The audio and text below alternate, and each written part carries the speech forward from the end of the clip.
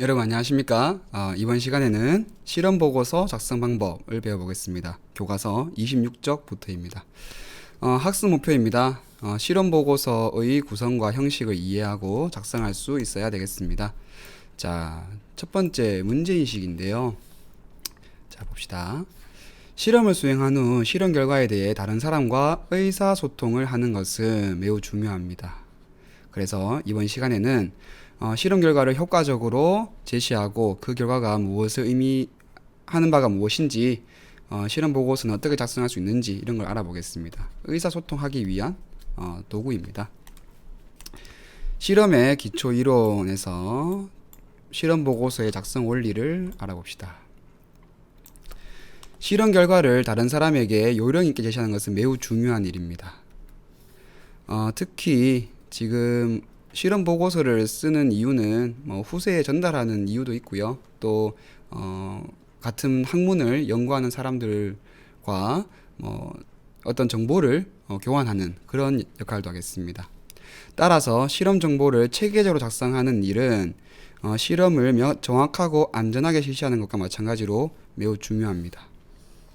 그래서 이번 시간에는 실험 보고서를 어떻게 하면 체계적으로 작성할 수 있는지 그것을 배우게 되겠습니다.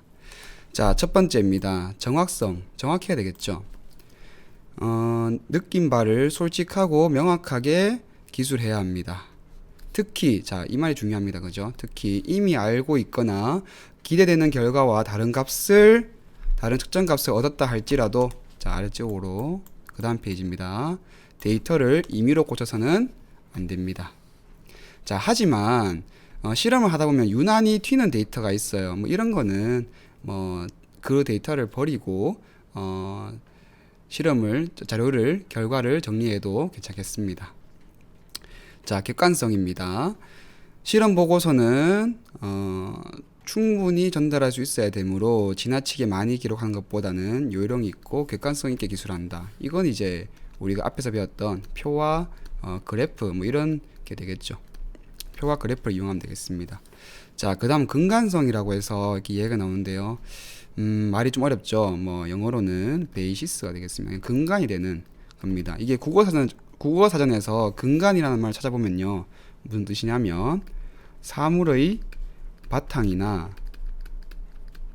중심이 되는 중요한 것이라고 국어사전에 나와 있습니다. 그래서 잡다한 소수는 가급적 피하고요.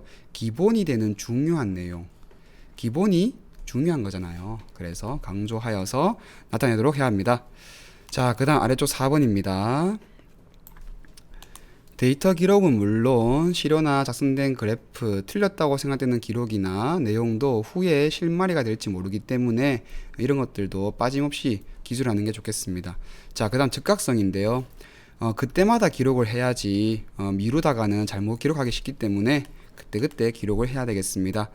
실험 보고서 형식입니다. 자, 여러분들 그 국어 시간에 우리가 배웠던 육하원칙 있잖아요. 그거 똑같은 거예요. 자, 봅시다. 누가, 그죠? 그 다음에 언제, 어디서, 무엇을 하였느냐가 되겠습니다. 그죠? 그래서 목적이나 목표가 이제 왜 하였고, 그 다음에 그 아래쪽에 보면은 준비물, 이론적 배경, 실험 방법, 이런 것들이, 실험 결과, 이런 것들이 어떻게 하였는가에 해당하겠습니다. 그러니까 보고서도 육하원칙을 지키면서 써야 되는 그런 얘기가 되겠죠. 어떤 실험을 하여 어떤 결과를 얻기 위한 실험인지 명확하고 간략하게 적어야 되겠습니다. 이 실험이, 자, 첫 번째입니다.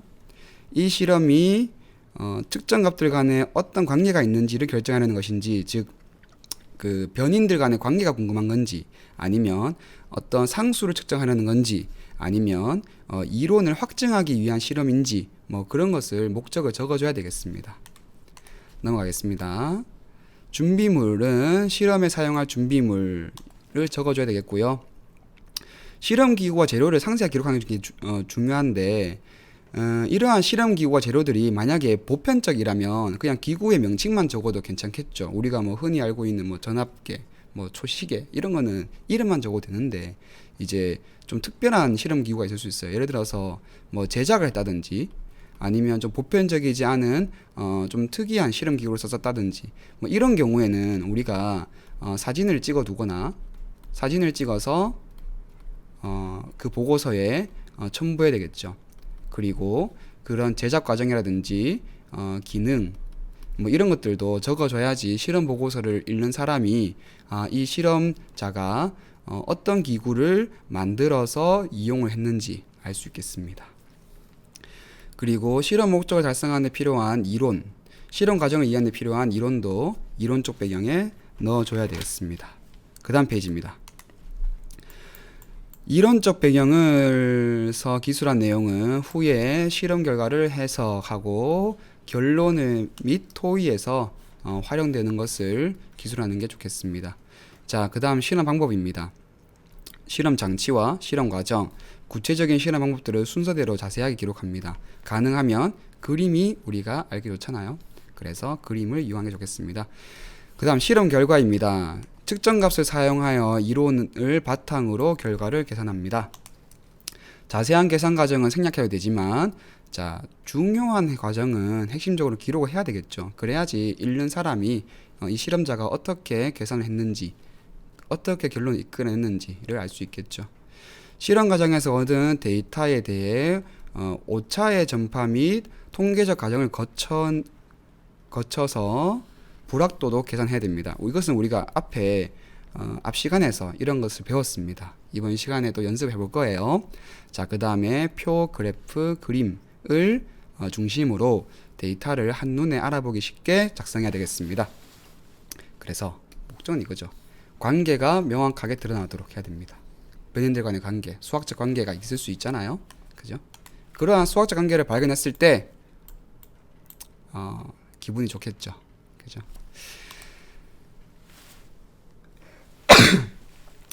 측정 값들을 나타낼 때에는 반드시 단위를 함께 표기해야 합니다. 표와 그래프에는 캡션도 함께 기록하고요. 그래프의 경우에는 축에다가 물리량과 단위를 빠뜨리지 말고 기록을 해야 합니다. 왼쪽에 작은 글씨 보세요. 보면은 일반적으로 자, 여기 있죠. 여기 위에 있네요. 그죠? 위로 가서 일반적으로 설명 캡션은 표는 위쪽에, 그림이나 그래프는 아래쪽에다가 넣습니다. 자, 그 다음에 결론을 봅시다. 실험 전체 과정 및 결과에 대해 요약해야 되고요. 이 실험의 목적은 무엇인지, 그리고 무엇을 측정했는지, 결과는 어땠는지를 문장으로 먼저 적어줘야 되겠습니다. 결론은 반드시 실험 결과를 기초로 하여서 합리적인 추론이 되도록 해야 되겠죠.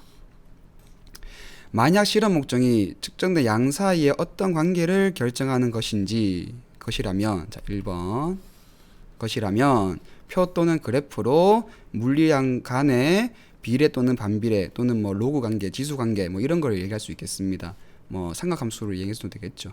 또 두 번째, 물리상수를 측정하는 것이었다면 측정값과 물리상수의 협정찬값, 요즘 협정찬값을 비교하여서 백분율 오차로 나타내야 되겠습니다.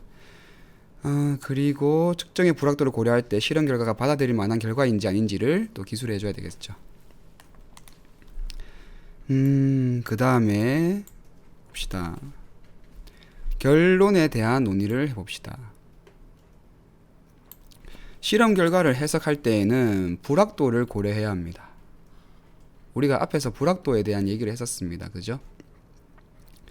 측정 결과를 이론적인 예상과 비교하고 그 결과가 무엇을 의미하는지에 대해서 기술해야 되겠습니다. 그럼 당연히 뭐 어떤 오차에 대한 얘기도 하겠죠. 그리고 실험 결과가 나타낸 표와 그래프가 또 무엇을 의미하는지도 서술해야 됩니다.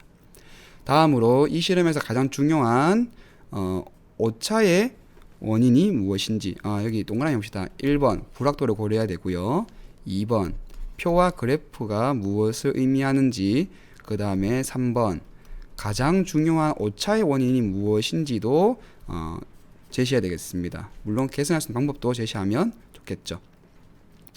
오차의 원인을 밝힐 때에는 그 오차 요인의 어떠한 영향을 미쳤는지 요인들이 가능한 측정 구체적으로 정량적으로 계산하는 것이 좋겠습니다. 그 다음에 예상치 못한 현상을 발견하였다면 그것은 무엇이고 왜 그런 결과가 나타났는지도 논리적으로 기술해야 되겠습니다. 왼쪽을 봅시다. 자, 왼쪽을 보면 오차의 요인으로는 측정 계기의 한계 이런 것도 있을 수 있고요. 그 다음에 뭐 이론적 배경에서 수정 또는 보정돼야 될 것들이 있을 수 있습니다. 오차의 요인에 대해서는 우리가 교과서 14쪽에서 언급을 했었습니다. 무엇이 있었습니까? 개통오차, 그 다음에 우연오차, 과실오차가 있었죠. 개통오차, 우연오차, 과실오차가 있었고요. 개통오차에는 계기오차, 환경오차, 개인오차가 있었습니다. 교과서 14쪽을 참고하세요. 자, 그 다음에 한 가지 필기를 합시다. 여기 조그마한 건데요. 백분율 오차가 무엇을 의미하는가? 바로 13쪽을 참고하면 되겠습니다. 바로 상대 오차입니다. 이게 이제 실험의 정확도를 얘기하는 거잖아요. 그죠? 바로 측정값 마이너스 참값 분의 나누기 참값 곱하기 100입니다. 그죠? 이렇게 하면 우리가 백분율 오차로 표현할 수 있습니다. 자, 오른쪽 페이지입니다. 그 외에 실험 수행 시 어려웠던 점 동그라미 5번이죠. 파란색으로 동그라미 5번 계절점들 기술하고요. 동그라미 6번 느낀 점을 간략하게 적을 수 있겠습니다. 참고 문헌을 작성하는 방법도 다음 페이지에 있습니다. 당연히 참고 문헌에 대해서 기술해야 됩니다. 자, 아래쪽에 실험 보고서 예시를 봅시다. 뭐 이런 식으로 봅시다. 여기 누가 있죠? 그 다음에 언제 어디서라고 얻은 곳에 어디서 했다라는 거 적어야 되겠고요. 그 다음에 무엇을 했는지 제목, 그죠? 뭐 이런 것들을 적어야 되겠습니다. 이론적 배경, 실험 방법 뭐 이런 것들이 나옵니다. 자, 그 다음 페이지입니다. 참고 문헌 표기 방법입니다. 지금 이제 우리가 주로 여기서 쓰고 있는 것은 APA 스타일이라는 참고 문헌 표기 방법을 사용하고 있습니다. 여러분들 한번 읽어보면 되겠고요. 책의 경우는 이렇게 적고 요거는 예입니다. 그 다음에 조금 작게, 자, 학위 논문의 경우에는 이렇게 적고 이것도 예가 되고요. 저널의 경우도 이렇게 적고 예가 되고 온라인의 경우에는 이렇게 적고 여기에 예가 있습니다. 이런 것도 다 예입니다.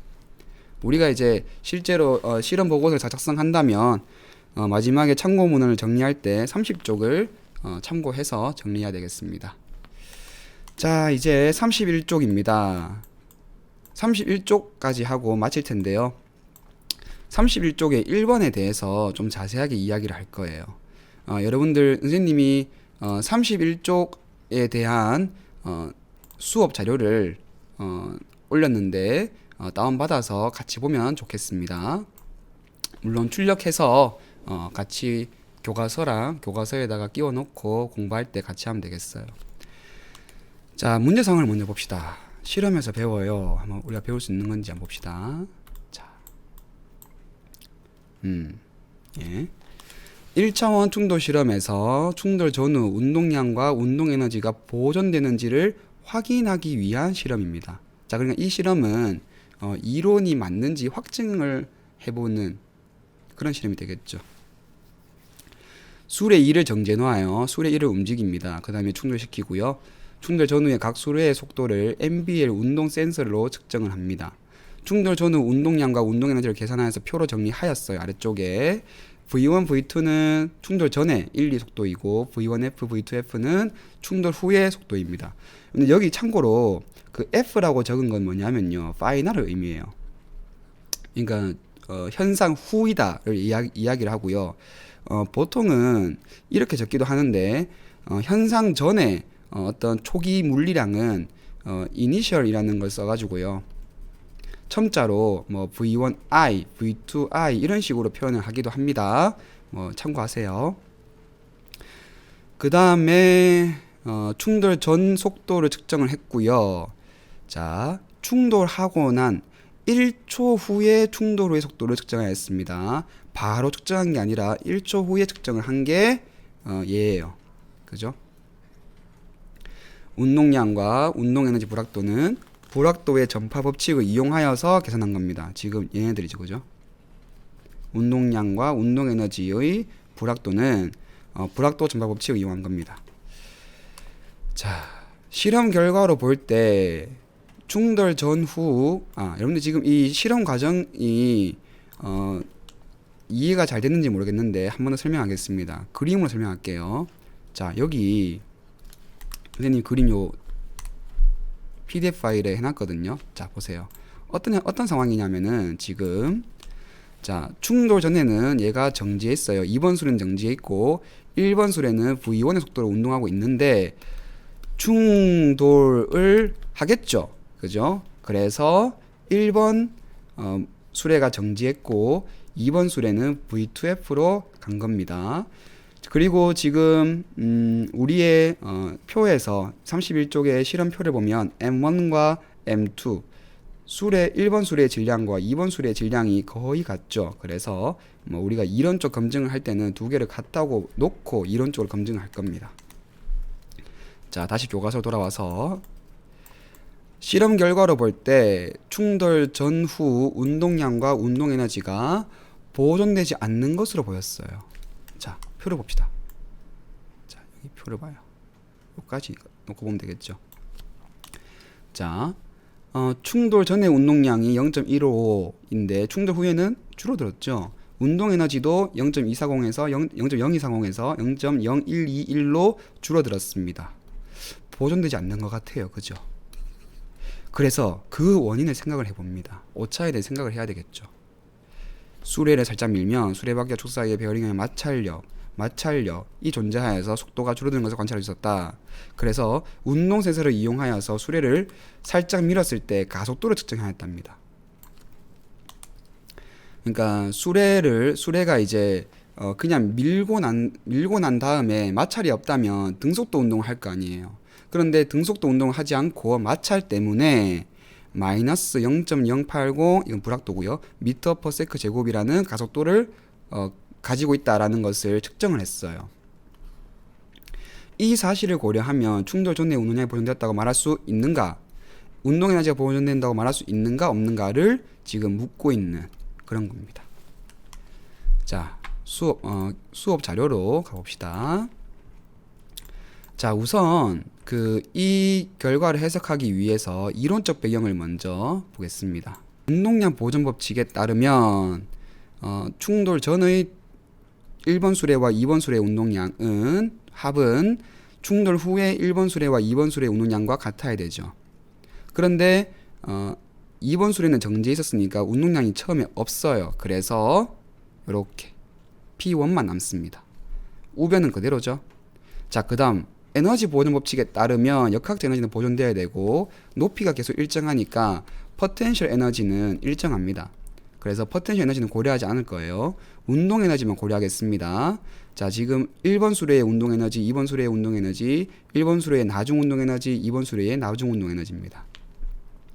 정지해졌으니까 얘는 0이 되겠죠. 그 다음에 너무 작습니까? 좀 이따 크게 할게요. 그래서 충돌 전에 1번 수레의 운동에너지는 충돌 후에 1번 수레와 2번 수레의 운동에너지 합과 같아야 합니다. 자, 여기까지 놓고 이제 두 개의 식을 연립해서 우리가 이론적으로 무엇을 이끌어낼 수 있는지 한번 보겠습니다. 에너지 보존식을 지금 이렇게 고쳤었는데 이렇게 고쳤을 수 있는 이유는 뭐냐면요. 이렇게 고쳤을 수 있는 이유는 살짝 더 당겨서 이게 다 보이죠? 자, 운동 에너지는 2분의 1 mv 제곱인데 분모 분자에 mm을 곱하면 분자는 mv 제곱이 되고 mv가 운동량이니까 운동 에너지는 2m분의 p 제곱입니다. 이렇게 하는 이유는 속력을 다루기가 싫어서 그래요. 그냥 운동량으로 바로 다루려고 합니다. 그러면 질량은 다 mm으로 다 똑같잖아요. 그죠? 그래서 식이 이렇게 써집니다. 2m 약분하고 나면 위의 식은 이렇게 되겠죠. 완전 제곱식으로 만든 다음에 부족한 만큼을 더해준 만큼을 빼준 겁니다. 좌변과 우변은 같아야 되기 때문에 에너지 보존 법칙에 따라서 같아야 되기 때문에 요거 두 개는 등호가 되고 지금 우리가 운동량 보존 법칙에 따라서 이걸 대입을 하면은 P1의 제곱과 이 항은 같아요. 그래서 소각을 합니다. 그러면 이 항이 0이어야 되죠. 따라서 P1F 곱하기 P2F는 0이어야 됩니다. 그래서 이거를 만족할 수 있는 해는 얘가 0이거나 얘가 0이면 되죠. 그런데 2번 수레가 0인 경우는 넌센스예요. 우리가 실험을 했을 때 이런 경우는 나타나지 않습니다. 따라서 1번 수레의 나중 운동량이 0이다가 이 방정식의 해가 되겠습니다. 근이 되겠죠.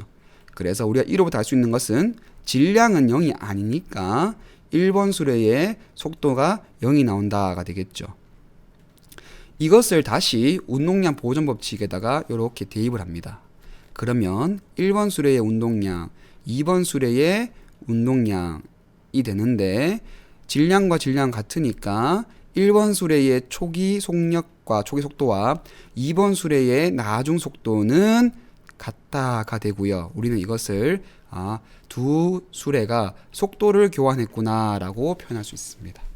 단 이러한 경우는 질량이 같고 탄성 충돌일 때입니다.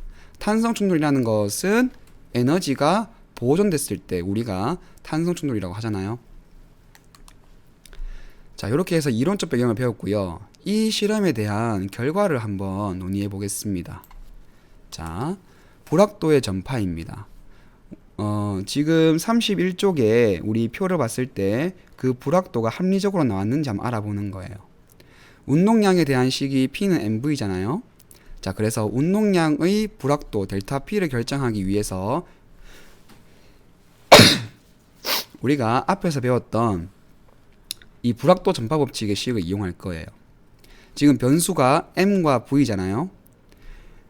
질량에 대해서 편미분을 하면 질량을 변수라 보고 속도를 상수라 보는 거니까 속도만 남습니다. 그 델타 m이 되겠죠. 전체 제곱. 그다음 마찬가지입니다. 속도에 대해서 편미분을 하게 되면 질량만 남게 되고 속도의 불확도를 곱해주고 제곱을 하고 전체의 제곱근을 취하면 되겠습니다. 그리고 운동에너지 불확도는 2분의 1 mv 제곱인데 2분의 1 mv 제곱인데 자, 지금 운동에너지는 질량과 속도의 함수잖아요. 그래서 질량에 대해서 편미분을 하고 질량의 불확도, 그 다음에 속도에 대해서 편미분을 하고 속도의 불확도가 되겠습니다. 지금 이거는 이해가 됩니까? 속도에 대해서 편미분을 하면은 v제곱을 미분하는 거니까 2v가 되고 2분의 1 곱하기 2니까 이거는 약분이 되죠. 그래서 mv만 남습니다. 자, 이 두 개의 식을 이용해서 우리 교과서에 나오는 계산값이 맞는지 한번 확인해 볼 거예요. 교과서가 맞는지 확인해 보는 것도 좀 재밌지 않습니까?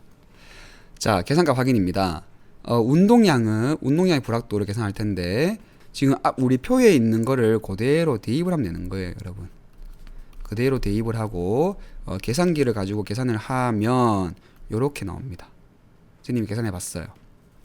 그리고 17쪽에서 특정 값에서 불확도를 나타내는 규칙을 참고해서 불확도를 표현을 해보면 한 자리에 유효 숫자만 남기기로 했으니까 뒤에 있는 것은 여기에서 반올림을 하면 되죠. 반올림을 하게 되면 0.002 kg/m/s가 바로 1번 수레 운동량의 불확도인데 우리 교과서에 0.002라고 나와 있으니 교과서에서 맞게 계산을 했습니다. 그 다음에 운동에너지는 한번 봅시다. 자, 지금 요거는 충돌 후 운동에너지입니다. 충돌 후 운동에너지의 불확도인데요. 우리 교과서에는 0.0005줄이라고 되어 있는데요. 선생님은 계산을 해보니까 다 값을 대입해 봤어요. 그리고 공학용 계산기로 계산을 해보고 그 규칙에 따라서 반올림을 해보면은 4거든요. 근데 교과서에는 0.005라고 되어 있어서 조금 당황스러웠어요. 뭐 그 정도는 봐줄 수 있겠습니다. 그 다음 페이지 넘어가겠습니다. 여러분들도 한번 다 계산해 보세요. 선생님은 계산을 해봤더니 어떻게 나왔냐면은 이게 지금 다 반올림을 했을 때 다 맞게 나와요. 얘들이 그 유효 숫자의 곱셈 규칙에 맞게 계산을 해보면은 다 이렇게 맞게 나옵니다. 그런데 0.0004 지금 이 충돌 후 운동에너지 불확도가 선생님의 계산과 교과서의 표기가 조금 다릅니다. 선생님 계산 맞게 한 것 같은데 모르겠습니다. 난 계산 맞게 한 것 같아요. 자, 그 다음입니다. 자, 다음으로 오차에 대해서 논의를 해보겠습니다. 지금 우리 교과서에서 운동량과 운동에너지가 보존된다고 말할 수 있는가? 라고 물었잖아요. 그래서 오차에 대해서 논의를 해볼 거예요. 마찰력이 원인일 것이다. 그래서 가속도를 측정했잖아요. 이렇게 나왔다고 했습니다. 그래서 마찰력을 고려하여서 충돌 직후의 수레의 속도를 구해보겠습니다. 충돌 직후 수레 2의 속도를 V2F'이라고 합시다. 그 1초 후의 속도가 V2F잖아요. 그죠? 그래서 등가속도 운동을 했을 테니 마찰력이 일정하다 보면 1초 후의 속도는 충돌 직후 속도에다가 가속도 곱하기 시간, 즉 속도 변화량이죠. 따라서 지금 우리가 궁금한 것은 얘가 궁금하잖아요. 그래서 좌변에 얘를 남기고 우변으로 정리를 해주면 요거를 대입을 하면 됩니다. 우리 교과서에 2번 수레의 나중 속도가 0.220에 나오고 A 값이 마이너스 0.00080이잖아요. 대입하고 시간은 1초, 1.00초입니다. 그러니까 유효 숫자가 3개인 거예요. 유효 숫자가 3개니까 우리가 계산을 할 때에 이렇게 마지막 끝자리도 3개로만 남겨줘야 되겠습니다. 그래서 계산을 해보게 되면 2번 수레의 나중 속도는 0.300m/s가 나오게 됩니다. 자, 다음으로 2번 수레의 충돌 직후 속도에 대한 불확도도 계산해 볼 거예요. 자, 잘 따라와 보세요. 지금 2번 수레에 관한 계산식이 이렇잖아요. 그러면 지금 이 각각이 다 불확도를 가지고 있어요. 그래서 V2F'의 불확도를 계산을 하려면 각각의 불확도의 전파 법칙을 적용해야 됩니다. 그래서 각각의 변수에 대해서 편미분을 하고 그 편미분한 변인으로 델타 불확도를 넣어주면 되겠어요. 그래서 계산을 해보면 지금 첫 번째 식은 이렇게 정리가 되고요. 두 번째 식은 이렇게, 세 번째 식인데 교과서에서 t값, 그러니까 t가 1.00초라고 주고 델타 t를 안 줬어요. 그래서 이거를 그냥 0이라고 보겠습니다. 시간 측정을 매우 정확하게 했다 보고 식을 전개하겠습니다. 그러면 세 번째 항이 날아가게 되죠. 2번 수레의 불확도는 우리 표를 보면은 0.004라고 나오고 있고요. 그 다음에 t 값은 1초입니다. 그죠? 대입을 했어요, 지금. 그 다음에 가속도의 불확도는 우리 교과서에 보면 0.002m/s 제곱입니다. 그래서 이걸 대입을 합니다. 마이너스 그대로 들고 와도 되죠. 어차피 제곱할 거니까. 이거를 공간용 계산기에 넣고 계산을 하면은 이렇게 나옵니다. 불확도를 표현하는 방법 규칙에 따라서 요것만 남깁니다. 반올림 해봤자 0.004m/s입니다.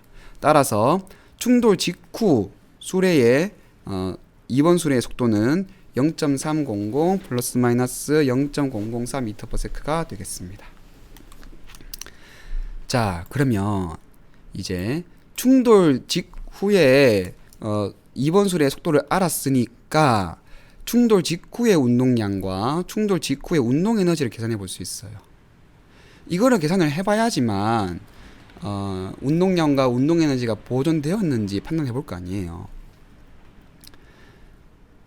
2번 수레의 충돌 직후 운동량은 이 속도에다가 질량을 곱해주면 되겠죠. M2 값이 얼마냐 하면은 M2가 우리 교과서 표를 보면 0.502입니다. 0.502 곱하기 0.300을 하면 이렇게 나와요. 근데 얘도 이 숫자 규칙에 맞추어서 6에서 반올림을 하면 대표값은 이렇게 되겠죠. 그 다음에 2번 수레 운동량 충돌 직후 운동량의 불확도를 계산을 할 텐데 이걸 어떻게 구했냐 하면은 이렇게 구했어요. 지금 이게 계산 과정입니다. 자, 식이 복잡해 보이는데 별거 아니에요. M2에 대해서 미분하고 M2의 불확도, 그 다음에 속도에 대해서 미분하고 속도의 불확도를 각각 대입을 한 겁니다. 그러면 이런 값이 나오는데 마찬가지로 불확도의 표기 방법에 따라서 요 숫자를 한 개만 남기면 2는 반올림 해봤자 2니까 이렇게 되겠습니다. 그래서 나중 충돌 직후 2번 수레의 운동량은 0.151kg/m입니다.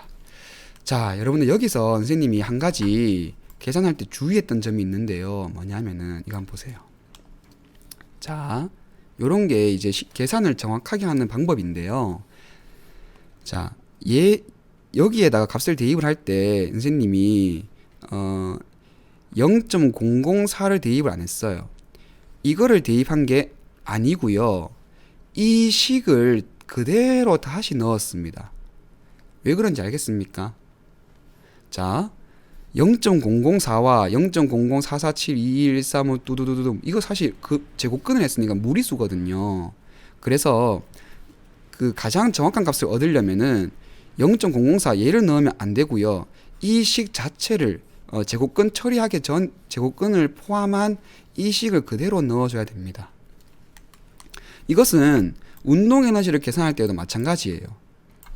운동 에너지를 계산할 때에도 지금 위의 식으로부터 이 그 2번 수레의 충돌 직후 속도의 불확도, 이름이 너무 깁니다.를 그대로 대입을 해야 됩니다. 자, 운동 에너지를 계산해 보겠습니다. 공식은 이렇죠. 2분의 1 mv 제곱입니다. 질량에 대해서 미분을 하면 2분의 1 v 제곱만 남죠. 그 다음에 질량의 불확도.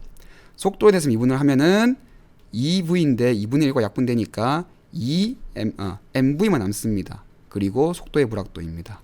또 대입을 하고 계산을 합니다. 그러면 이렇게 나와요. 불확도의 표기 방법에 따라서 여기에서 반올림을 하면 0.007줄이 나옵니다. 자, 운동량과 충돌 직후 운동량과 충돌 직후 운동량을 구했어요. 자, 그러면 이것이 과연 이론적으로 우리가 예상하고 있는 참각과 얼마나 차이가 있는지 알아봐야 되겠죠. 그래서 13쪽에 있는 상대오차 공식을 이용해서 이것을 퍼센트로 표기할 겁니다. 자, 보세요. 이론적으로는 2번 수레의 나중 충돌 후 운동량은 1번 수레의 운동량과 같아야 되죠. 운동량 보존 법칙에 따르면. 그래서 참값이 이거인 거예요. 그 다음에 우리가 측정한 측정값이 2번 수레의 충돌 직후 운동량이잖아요. 이것을 그대로 대입을 하면 됩니다. 자, 그런데 선생님은 이것도 여기에다가 그대로 바로 대입을 한 게 아니에요. 이거를 그대로 바로 대입하게 되면은 반올림을 했는 값이 반올림 처리를 하고 난 뒤에 값이 들어가는 거기 때문에 이것도 정확한 값이라고 볼 수가 없습니다. 그래서 초기의 측정 값들을 그대로 다 데리고 옵니다. 다 데리고 와서 계산을 해주는 거예요. 이렇게 되면 반올림을 하기 전에 반올림 하기 전의 계산을 계속 하는 거기 때문에 중간에 반올림으로 인해 생기는 오차를 줄일 수 있습니다. 이것을 계산해 보면은 2.64%가 나옵니다. 작다고 생각합니까? 크다고 생각합니까? 자, 그 다음에 운동 에너지입니다. 운동 에너지 지도와 마찬가지죠. 1번 수레의 충돌 전 운동 에너지가 2번 수레의 충돌 직후 운동 에너지와 같아야 되니까 협정 참값은 1번 수레의 운동 에너지가 되겠습니다. 그리고 우리가 측정했던 2번 수레의 나중 운동 에너지를 대입을 하는데 이것도 바로 대입하는 것이 아니라 자, 반올림 처리하기 전에 값으로 그대로 계산을 합니다.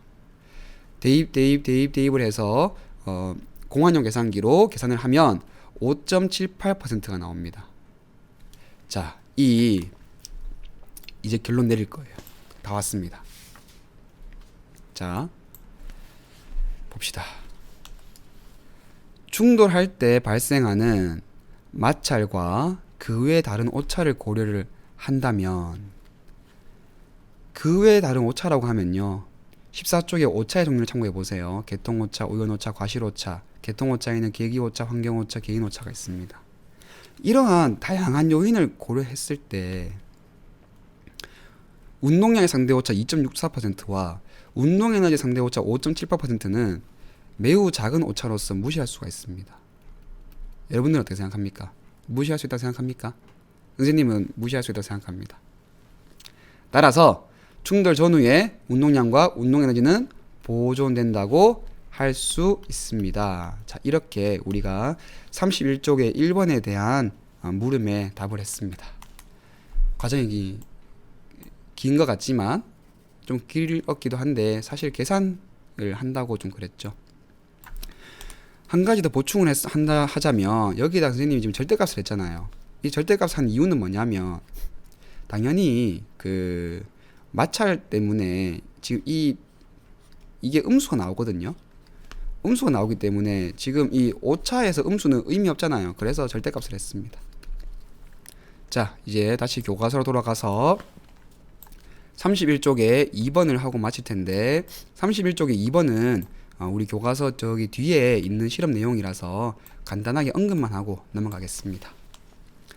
다음 표는 전자의 비전하를 측정하는 실험입니다. 뭐 이제 지금 두 개의 실험은 나뉘어져 있는데요. 가속 전압을 일정하게 유지했어요. 통제 변환이 되겠죠. 그 다음에 전류를 변환시켰습니다. 그래서 이것이 조작 변인입니다. 필기하세요. 그 다음에 반지름을 측정한 것이에요. 이것이 종속 변인입니다. 그 다음에 4에서 5번 실험은요. 전류를 일정하게 했으니 얘가 통제 변인이죠. 통제 변인이고요. 그 다음에 가속 전압을 변화시켰으니까 얘가 조작 변인입니다. 그리고 운동궤도의 반지름을 측정했으니 얘가 종속 변인입니다. 지난 시간에 배웠던 거 복습해 볼까요? 변인의 종류에는 두 가지가 있잖아요. 바로 독립변인과 종속변인이 있는데 독립변인은 다시 통제변인과 조작변인으로 나뉜다 라고 배웠었습니다. 지금 이제 그거에 대한 얘기를 해본 거예요. 이 실험으로 내릴 수 있는 결론은 무엇인가? 가장 크게 미치는 영향은 무엇인가? 이런 거는 우리가 다음에 수업을 하면서 또 이야기를 해보겠습니다. 선생님의 설명이 좀 빨랐을 수도 있는데 실험 계산 과정을 차근차근 다시 보면서 과정을 이해하길 바랍니다. 감사합니다.